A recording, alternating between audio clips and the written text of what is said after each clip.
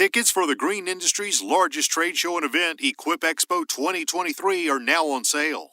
Brian has arranged a way to help you save 50% on registration for you and your entire team.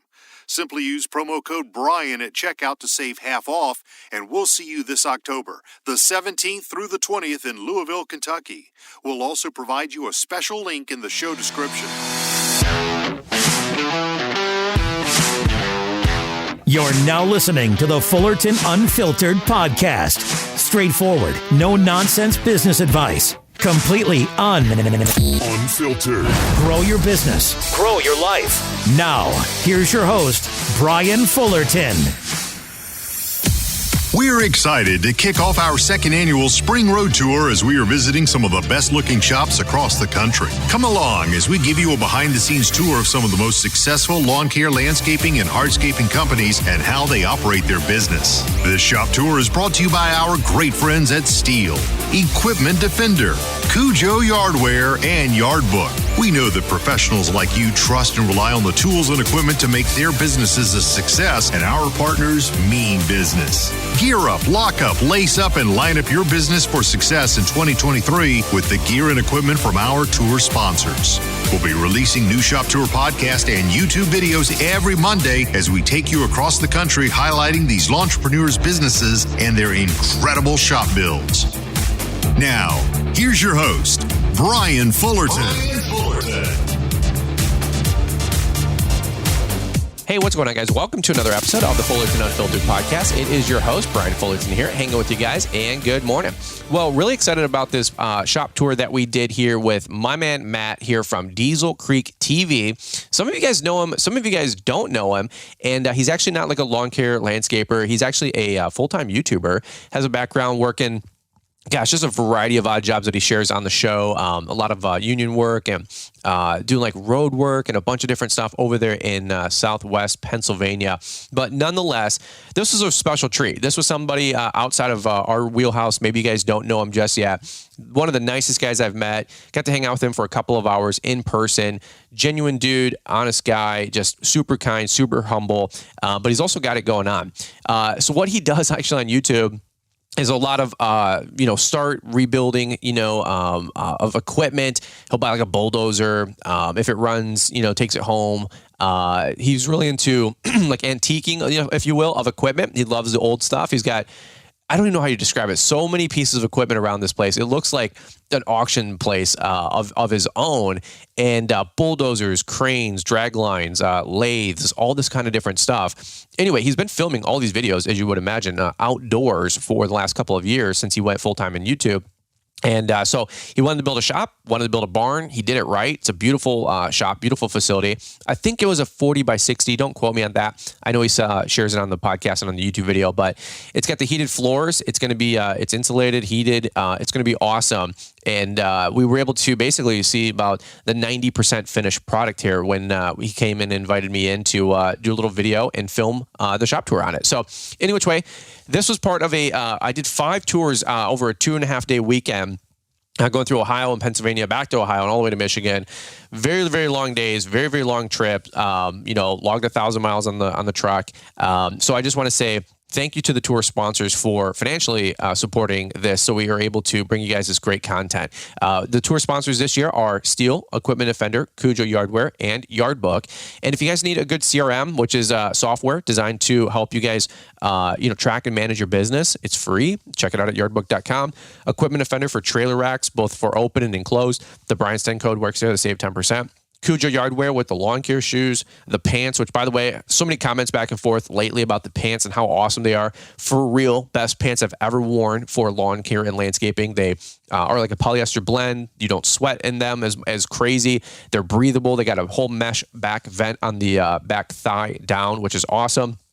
Back calf down to keep you cool all summer long. They're literally awesome. So check those out. And then lastly, Steel. Again, so many of you guys use Steel product, trimmers, blowers, edgers, combis, and chainsaws, and so much more. So again, just a quick pitch for those guys. It's not a pitch, but it's a pitch. But I just sincerely and genuinely appreciate those guys opening up the doors for us, if you will, financially, to be able to go on the road tour to bring you guys this great content, okay? So all things being said, You guys got to check out Diesel Creek TV on YouTube, and then also his shop tour video that we're going to be dropping tonight at 3 p.m. Eastern. All right, that being said, let's hop into the podcast episode, guys. But we were just laughing, cutting up about creating content, and you were getting on a rant about HGTV type stuff, you know. I don't watch the HGTV so much as the Discovery Channel stuff and the History Channel. And I'm not singling them out. It's industry wide anymore. Mainstream shows like that. Yeah. They cater to the uneducated people that don't know the ins and outs of that line of work or anything like that. And there's so much stuff that as somebody in the industry, I can see right through it. Yep. It's very faked, very scripted, and it doesn't hold any interest to me because I can tell that it's fake.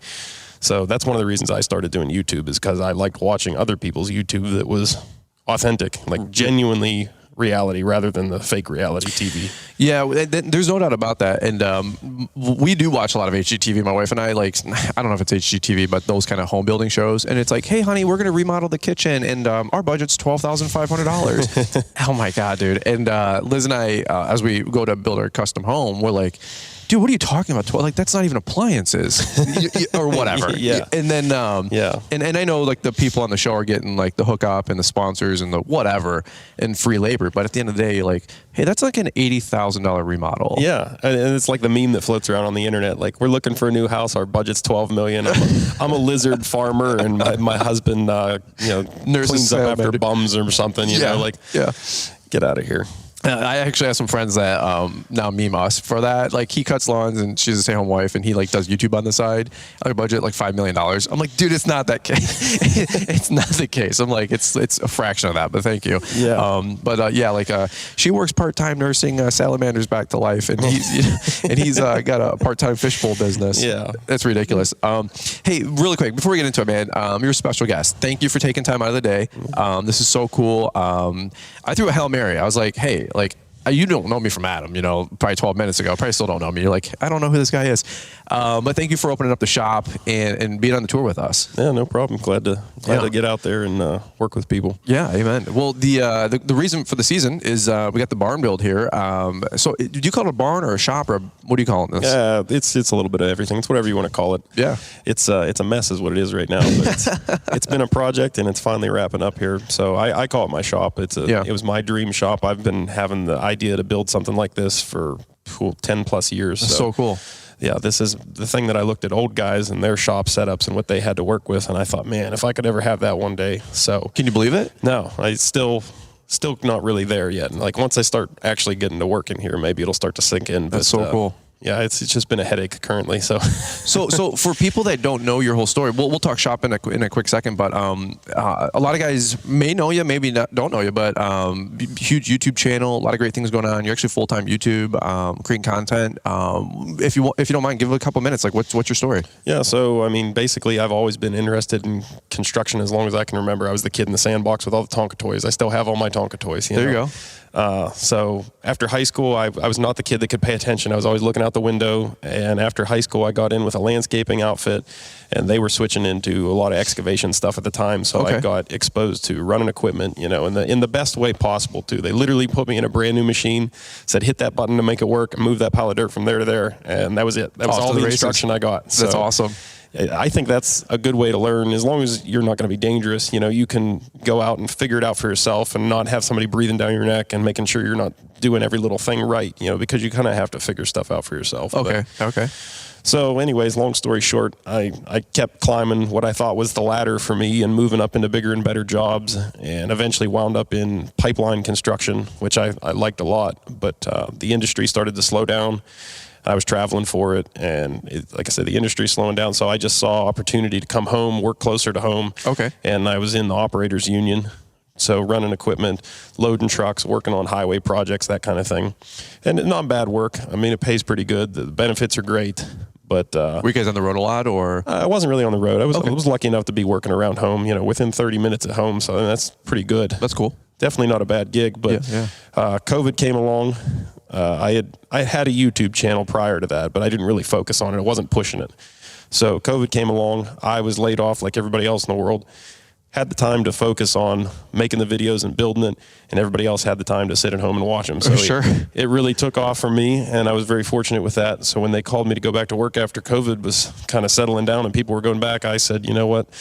I had the union as a safety net, so it was easy for me to say, you know what, no, I don't think I'm going to go right now. I'm going to try this YouTube thing and push it and see where I can get with it. Yeah. And luckily enough, it took off and I was able to keep doing it. But the safety net of the union is great because if I needed to go back to work doing that tomorrow, I can just call the hall and say, hey, I need a job. And, within theoretically a few days, I should have work. Wow.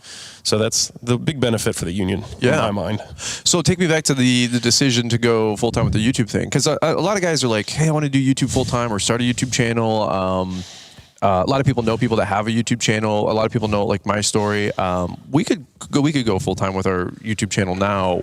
We're not killing it like you guys are and other people are, but nonetheless, it's an opportunity. But I love my company. That's my lawn landscape company. We're doing really well. I'm like low key, like really excited. Everybody's like, hey, how's your YouTube channel growing and making those YouTube millions? I'm like, I don't even care. Like I love my lawn landscape company. Like we grew $100,000 last year. Like this is crazy stuff, Yeah. So if you don't mind me asking, like how did you decide to go full time in YouTube, or what made you think, hey, I got laid off, I'm going to do like you said, the COVID thing, make content. How did you know people were going to watch it, or did you? I didn't really know that anybody was going to watch it. I mean, I was posting to YouTube again more recently before COVID. But okay.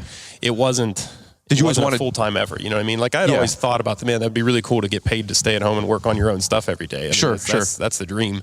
So I kind of knew that was in the realm of possibility, but I just didn't know that it was going to work. Yeah. So, I mean, I'm not somebody that can sit still. So when I got laid off, that's like green light for me to do everything I want to do at home. Okay. I mean, COVID was bad for a lot of people, and I'm not saying it was a good time, but for me personally, it was awesome because nobody was out doing anything. Right. If I needed to run to town or to cross the city or something, it was green flag racing. The roads were empty. It was great.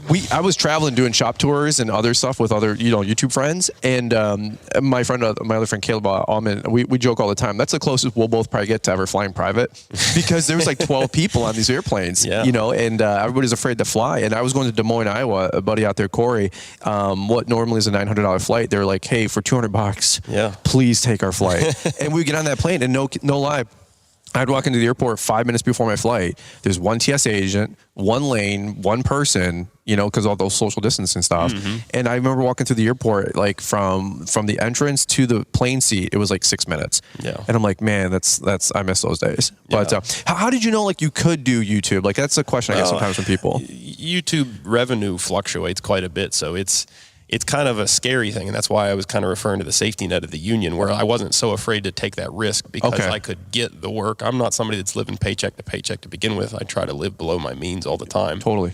So I had that financial wiggle room margin. Yeah, I had the room to do that. So I just thought, you know what, why not push it while there was still a lot of people were at home. Okay. I thought the time is now to really try to push this thing and keep the ball rolling. And you love the content. You love what you're doing. It's my passion to work on this stuff. I mean, there's nothing that I'd rather be doing. So that's why I say I work 7 days a week, because theoretically I am on paper working, but it's not a job in my mind. It's fun to do. So I couldn't be happier doing it. So I lucked out and it took off, and I've been rolling with it ever since. So I'm just constantly trying to keep this the ball rolling on it. So that's where I'm at with it. I love it, man. I love it. How did the growth of the channel take off, and where you realize like, hey, we can do this? Like after your like first month or second month? Oh, it definitely wasn't. I mean, it was. So I started the channel actually back in like 2007, maybe something like that. Wow. Yeah, but I didn't know that. I grew it back to like a few hundred followers, and it wasn't anything substantial. I did get it put into the partner program. It was called back then. I guess it still is called the partner program, but you actually had to be invited back then. There was no. Today on YouTube, if you start a channel, you have to hit 1,000 subs and 1,000 watch hours. I think it is, or 4,000. 4,000. Yeah. So there was no like cut and dry line where you could get in back then. So I actually was. They emailed you and asked if you'd want to be part of the program, and back then, of course, I did. But it was literally making like $5 a month. It was no money that was life changing or anything like that. You couldn't quit your job and go YouTube. So I didn't focus on it too much after high school. I was just working too much. I didn't have time to think about that. And it was different content at that time too. So I had started posting back to it again, maybe in like 2018. I started just posting a couple videos of like jobs that I was on here and there. Okay. And they weren't doing anything spectacular, but they were getting some views. And then, so I guess I kind of already had a little teeny bit of traction, a little leg up. And then when COVID came, it really, like I said, everybody just had the time to watch, and I had time to make them. So it just all worked out. And it kind of grew exponentially. I had a couple of videos kind of go viral. Okay. And, so I grew faster. It was faster for me to go from 1,000 to 100,000 than the first 1,000 was. Okay. So it was pretty neat. And then I knew that I had that traction at that point, so I was just feeding the fire. So what's the content these days? What keeps you going on? I mean, because we're actually here shooting the shop, and we'll get into it here in a second. But my gosh, did you have everything here? like I'm looking around, and my friend Stanley Dirt Monkey calls me a idiot, and I'm like, what the heck is that? He's like, you'll figure it out. And actually called me and my friend Keith Kalfas. We were visiting his lake cottage, and he's like, you guys are both idiots, because we're like the instant heater, and the water heater, whatever, in the little trailer that we're living in. I grew up in a trailer, man. I was like, I'm not going back. And so I had PTSD spending the night in that thing, and the heater wouldn't work. And he's like, you light the flame. We're like, we don't think there's a flame. He's like, you just light the flame. And so we had to call him, and he's like, are you guys retarded? And we're like, work with us, okay? So me and Kalfas, we both have screwdrivers trying to figure this thing out. Dude, you would be so embarrassed, like if you were my friend back at home. And Stan's like, you guys are idiots. Literally, you guys cannot figure this out. We're like, no, dude, we don't know. But like, I was joking when we were shooting the video. I'm like, you're kind of on the other end of the spectrum. You've got a little bit of everything here. And my gosh, it's so cool to see you being able to wrench on all this. I've been mechanically inclined for as long as I can remember. I've told this story a few times, but when I was back in kindergarten, I don't even know how old you are when you're in kindergarten. 5, 7? Yeah, something 10? like that. I don't even know. Very young. Yeah. There was like a couple broken toys in our classroom that we'd play with at break time or whatever, and I told the teacher I was going to take them home and fix them, and she kind of gave me like, oh, sure you will, go ahead. So I took them home, and I really did. I tore them apart with real screwdrivers. I tore them apart, and I fixed them. And it was stupid stuff. I mean, it wasn't like it was a real endeavor to fix these things, but for a kid that age, I mean, that was legit. Yeah. And I took them back like the next day or something, and she was like, oh, you fixed those, and kind of like looked at my mom like you helped him fix those or something. And she was like, no, he really did that all on his own. So wow. I've never been afraid to just dive into something, tear it apart, and figure it out. So I guess I come by that kind of naturally. But it's mechanical systems, I just have a mind for it, I guess. I don't know. There's people that are exponentially better at it than I am, but I've just been able to Forrest Gump my way this far. Well, it seems like it resonates with a lot of people, because I was watching a video with my peanut, Emmy, my little daughter. She's 19 months old, maybe 20 months old actually today, and we were watching the big orange loader, like if it'll run, like it's yours, or one of those deals, and I forget the title of the video, but I'm watching this thing like 19 minutes in out of like 40 minutes or whatever. And Emmy's like getting fidgety because she's like not interested anymore. She like watched for like about 45 seconds. And I'm like, you're like, well, we're going to take the reservoir cap off and see what it's got in there. And I'm like, tell me more. Like it's so like, it's mesmerizing. I don't know what else way to say it, but I try to shoot everything like I'm bringing you along for the ride, like you're there working with me. Yeah. I always make a conscious effort to say like, let's do this, or we can have a look at this. And I always refer to it as the plural rather than I'm going to go do this and I'm going to fix this, because I want people to feel like they're part of the experience, part of the story. So yeah, there's a lot of people that tell me that they don't have that kind of ability to do something like that, so they appreciate watching it. And then there's the other opposite end of the spectrum, the people that are far better at it than I am, that are screaming at their computers going, no, you idiot, do this, do this, do this. So I get everybody, which is pretty neat. So I've always tried to make it dumbed down enough to where those people that don't understand can follow along, and not so nitty gritty that the people that are advanced will only understand. You know what I mean? So I try to keep the middle of the roads and stay out of the weeds, but you get a little bit of everybody. And I love it. I've been very fortunate with the audience that I have. There's a lot of people that really resonate with the resurrection of old stuff and the appreciation of it, because today's stuff just is not built the same at all. Right. So that's so cool. The one other thing I was going to say is how I actually threw just a Hail Mary past you on we were chatting back and forth, and I said, you know, on YouTube it says like your viewers also watch this channel, and so yours popped up a bunch, and I'm not sure if that was what was first, or if I just was like Googling shop barn builds or something like that, because we're about to break ground on ours, like years in the making, all that other mess, but I remember watching it. I didn't watch from day one when you were doing this thing, because you'd been building this, like you said, for a little over a year now. I think I found your channel, gosh, maybe 5-6 months ago, and it was just post frame. I remember you putting up the walls and all this stuff, and I'm like, I don't know who this dude is, but I'm like, watching this video for 30 minutes, and I remember watching the concrete video start to finish, because you got the, what do they call it, radiant flooring? The floor heat, yeah, radiant floor heat. Yeah, radiant floor heat. So I watched that video the whole way through, and I think you did it on your own, right? I did that part of it. The concrete I didn't. I had Scardo come do that, but the actual layout of the insulation underneath the slab, the slab prep, all of that, I did all that myself because that's awesome.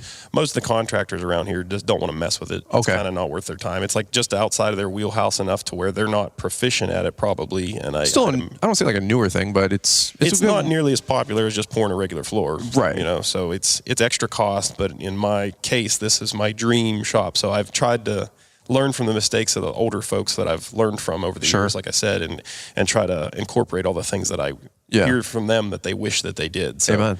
I'd rather buy once, cry once, and get this done and out of the way and enjoy it for the rest of my life, rather than maybe when I'm 60, maybe finally get it done and be dead in 20 years anyway. So. That's great perspective. I like it, man. Well, we'll tell everybody really quick. We're setting this thing right now. We're shooting a podcast. Super appreciate, again, you open up the doors and all that. Let's do this really quick. We're going to take a quick commercial break, hear from the show sponsors for a quick second. Then I want to see if you don't mind sharing a little bit more about the actual barn, the building, the process, because this is your baby. It's like you said, it's a dream come true. And you're like, I can't believe I'm actually sitting in it. Like, it's finally here. So let's do this really quick, guys. We're going to take a quick commercial break, and we're going to come right on back. Looking to outfit your trailer with the best racks in the industry? Head over to Equipment Defender. Be secure, look professional, be organized, stop thieves and damage in their tracks. Equipment Defender has racks for backpack blowers, trimmers, gas cans, backpack sprayers, and more. Stay organized, stay secure with Equipment Defender. All Equipment Defender racks work in either open or enclosed trailers. Get secure and organized today at equipmentdefender.com. And be sure to follow us on Facebook and Instagram at Equipment Defender. All right, guys, so we're going to jump right back into it. Again, thank you so much to the tour sponsors for making all this happen. We couldn't do it without them. Plane tickets, hotels, travel, and time away from the business. It's not cheap or free, as you guys know, so thank you to them. And if you guys ever want to reciprocate with those brands, we super appreciate that. Thank you so much for those guys, again, for sponsoring the tour. So, Matt, we're going back to you talking about the shop. Let's zoom all the way out, like on Google Earth. Give me the 50,000 square foot view, or 50,000 foot view. What's the size of the barn? What the acreage maybe on the property? Because, gosh, when you said you got over here, it was just like literally woods, and you didn't have a road here. No, there was nothing. So I own what used to be a section of my grandmother's farm back in the 60s. I think she moved away from there more recently, but they bought it back in the 60s. She had like 80 some acres at the time. I have about 30. So I was able to buy that and get that back. And I appreciate that it's like the heritage of the land, so that it was owned by family in the past. So it's cool to have the same land. But anyway, that's cool. It was just a patch of woods. There was nothing here, not a pebble off of the road, as I tell people. So I've got a driveway now that's almost 3,000 feet long, and that's taken years to develop and put in myself with spare time and spare cash. So it's been a long road getting here, but so about 30 acres of land. I got this barn now. There's about 40 by 80 is the entire footprint of the actual shop itself. Okay. So the roof is 40 by 80. Now inside we have 40 by 64 enclosed, 18 feet to the bottom of the rafter. On the interior, I have scissor trusses, so we're looking at like 23 feet to the peak on the interior here. Okay.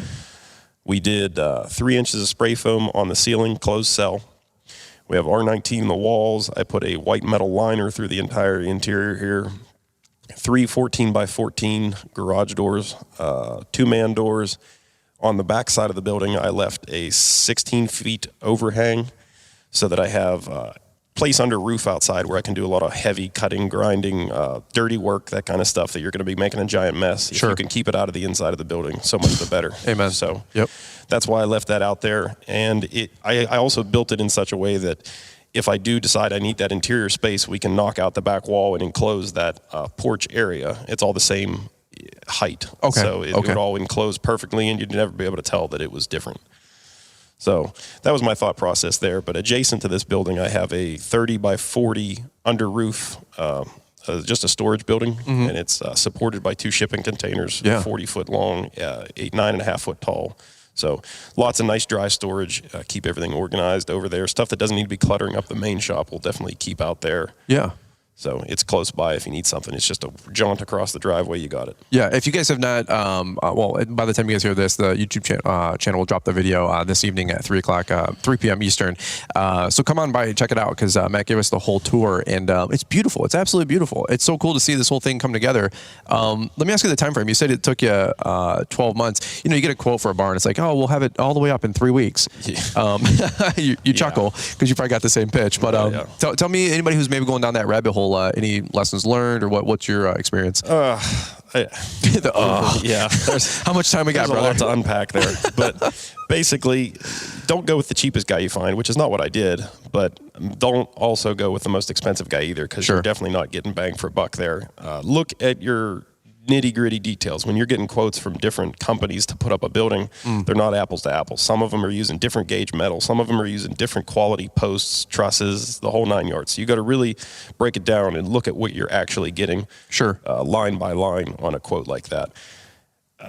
I don't want to get into like contracting stuff, like as far as not like general contractors, but the actual like paper contracts or anything. I don't know enough about that stuff to be accurate or informative. The time frame thing was, you don't really get any glued down dates with any of these people. They all say, well, we're a couple weeks out, it's going to be, it'll take us 3 weeks from the time we get there to the time it's finished. Well, there was a lot of drama that went on with mine. The guy couldn't provide a crew and this and that. So I'm not going to go dirty in anybody's names or anything like that. But there was a lot that went on that made this project drag out in particular. From the time the guys that put the shop up for me, from the time they got here till the time that it was done with what they had to do, was probably 3 weeks. So it wasn't terrible, but it was 7 months after they were supposed to be here. Wow. So, Sure. Yeah. So I actually had a different crew come in that was originally supposed to do it, and that's why everything got drug out so long. I gotcha. Yeah. It's all done now, so I'm just trying to black that out of my mind. Repress those memories. Well, it's kind of like your Comcast guy showing up and saying, we'll be there between the hours of like 8 and 4, Monday through Friday. You're like, exactly. And then I got we run a lawn care company, and people are like, hey, when's our mow time? I'm like, lady, it's like between every 6 and 9 days. Yeah. Okay. She's like, well, are you guys coming in the morning so I can pick up the dog poop? I'm like, lady, we'll be there on Wednesday. You know what I mean? Like, just clean up the waste the night before. Okay. It's not hard.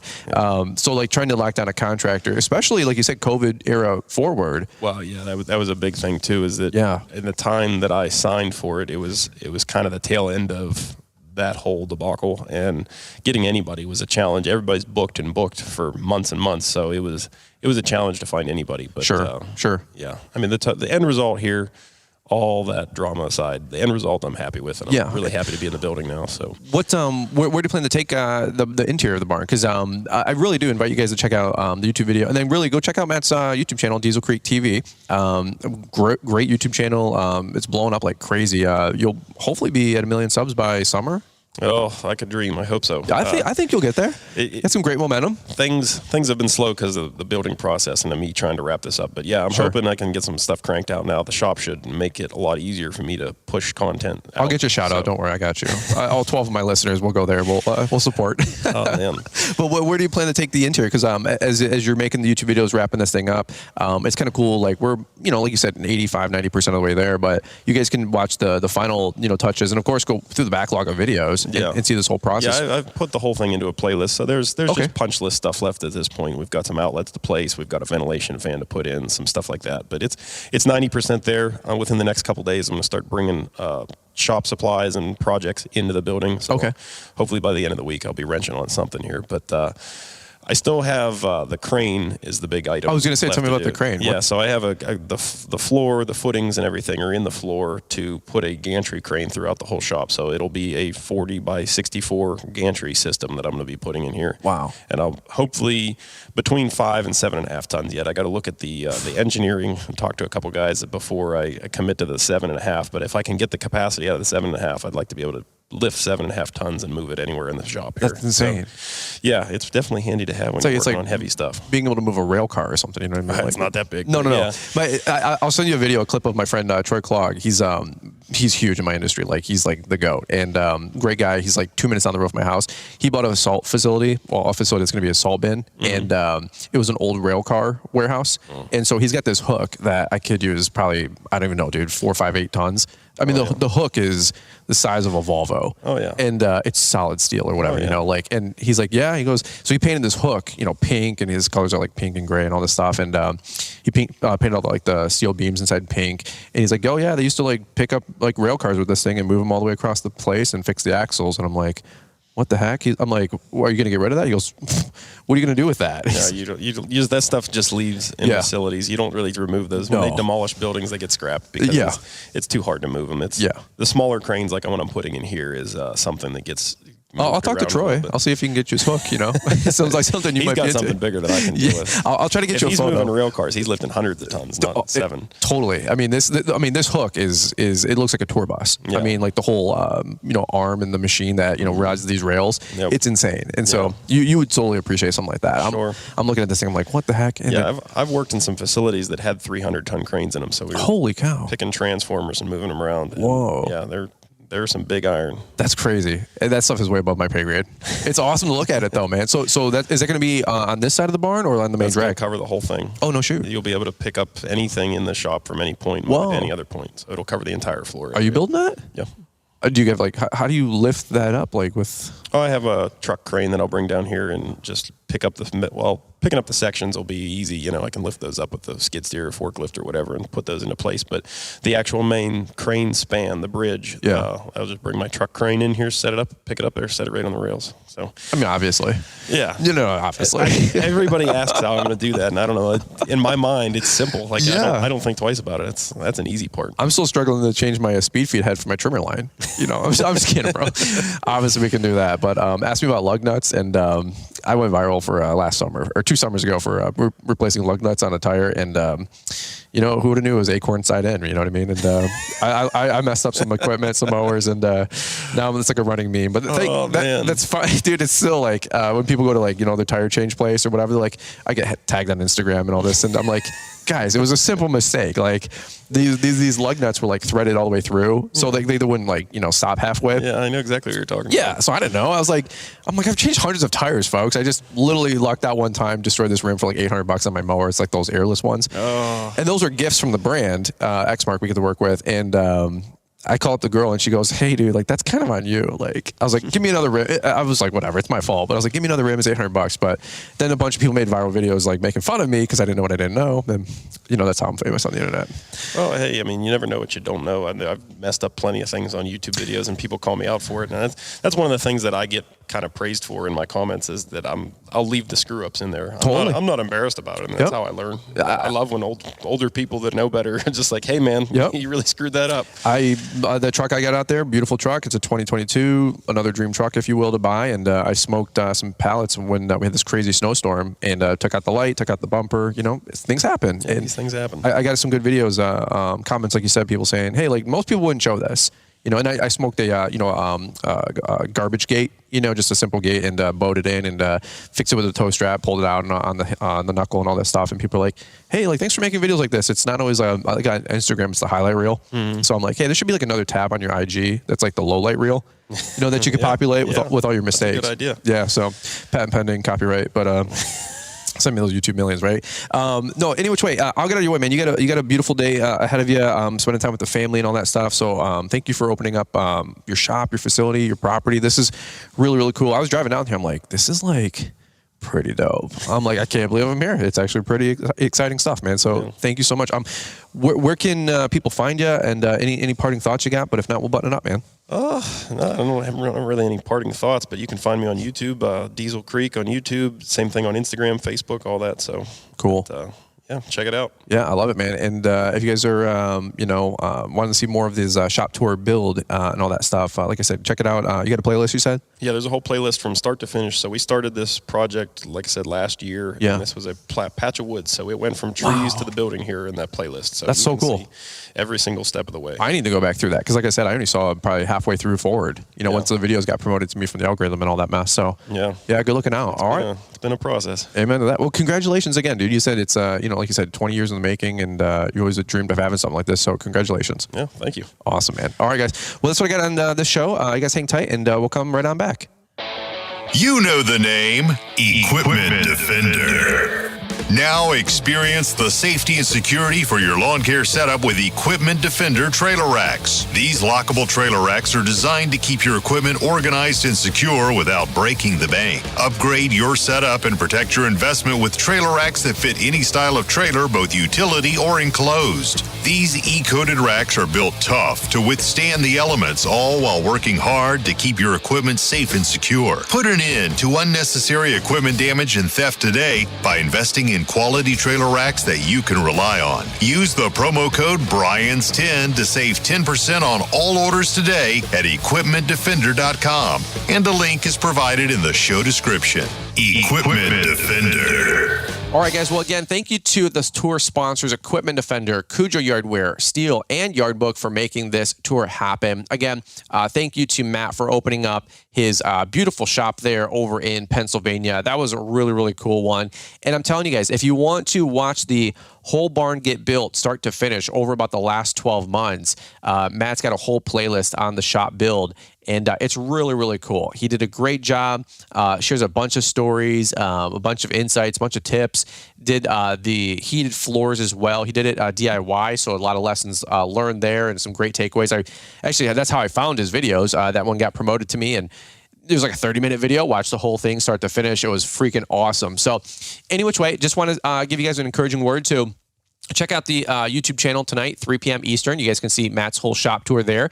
And that's what I got for you guys. So over and out, guys. We will look forward to catching up with you here on the next podcast. Thanks so much for listening, and we'll catch up with you guys here on the next one. Hi, I'm Mr. Producer, and one more thing. If you're looking to stay up to date with the latest trends and insights in the world of lawn care, then you need our free email newsletter.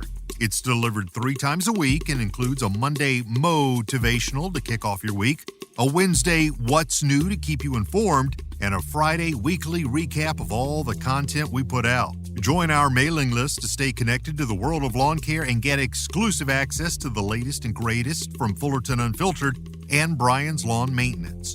Don't miss out on this opportunity to stay ahead of the curve and elevate your lawn care game. Sign up now with the link we've provided in the show description. Thanks for taking the time to listen to the Fullerton Unfiltered podcast with Brian Fullerton. We hope you enjoyed this production. If so, please consider leaving us a 5-star review for the show. While the techniques and ideas presented here are designed to help you grow a more successful and profitable business, no one can guarantee these results for you. We want to emphasize that entrepreneurship is not easy, and the ideas presented here are just the opinions of Brian Fullerton and his respective guests. No one can guarantee success for you. That being said, we hope the ideas presented here help you and motivate you to go on out there and crush it with your own business. Fullerton Unfiltered Podcast. Thanks for listening, and we hope to see you on the next episode. This has been a Brian Fullerton and Mr. Producer production.